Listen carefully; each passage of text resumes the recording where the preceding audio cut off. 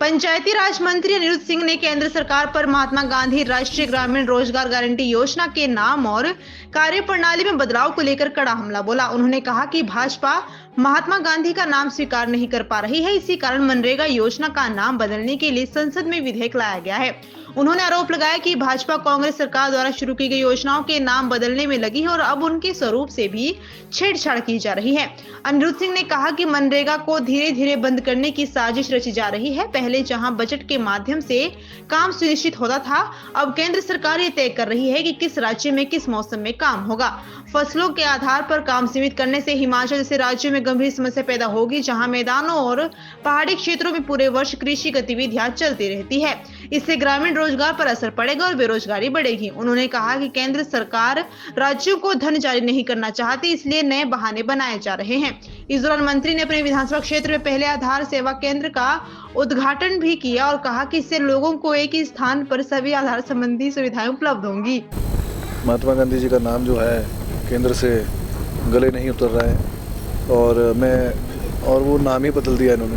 हर चीज़ का नाम बदल रहे हैं, तो नाम बदलने से नहीं, लेकिन काम भी बदल रहे हैं। आपको पता है, मैं आपके माध्यम से सबको बताना चाहूँगा, हाथी के दांत दिखाने के और खाने के और होते हैं। वैसे ही भाजपा का काम यही है, दिखाने का और खाने का और। अगर मैं पूरी ब्रीफ में जाऊँ तो मैं जनता को भी ये बताना चाहूँगा, ये एक बहुत बड़ी साजिश है मनरेगा को बंद करने की।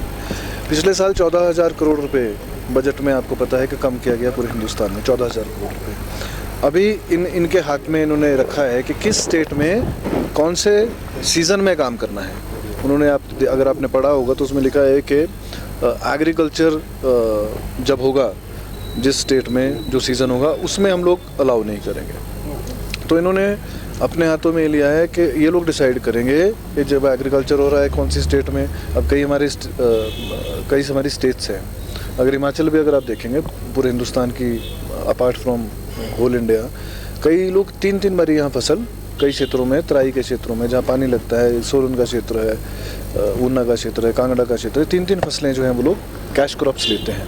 अगर हम सेब की बात करेंगे तो सेब का तो पूरे साल ही काम चलता है। तो मैं समझता हूँ ये पैसे ना देने का एक बहाना जो है इन्होंने निकाला है, और आने वाले समय में इससे बेरोज़गारी, जो लोग स्वयं रोजगार थे, सेल्फ एम्प्लॉयड थे, वो ख़त्म होकर दोबारा जो है मजदूरी करने पे मजबूर हो जाएंगे। आधार सेवा केंद्र जो पहला आधार सेवा केंद्र है वो कुसुम्पटी में आज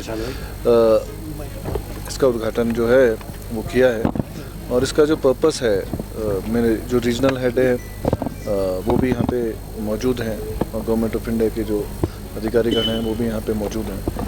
और जैसे हम लोग आधार में कोई करेक्शन करानी है और लोगों को परेशानियों का सामना करना पड़ता है, कोई नया आधार बनाना है, आधार रिलेटेड ऑल प्रॉब्लम्स, कई तरह की नाम डिलीशन, एडिशन, करेक्शन होती है, उसमें लोगों को एक्चुअली पता ही नहीं होता कि करना कैसे है।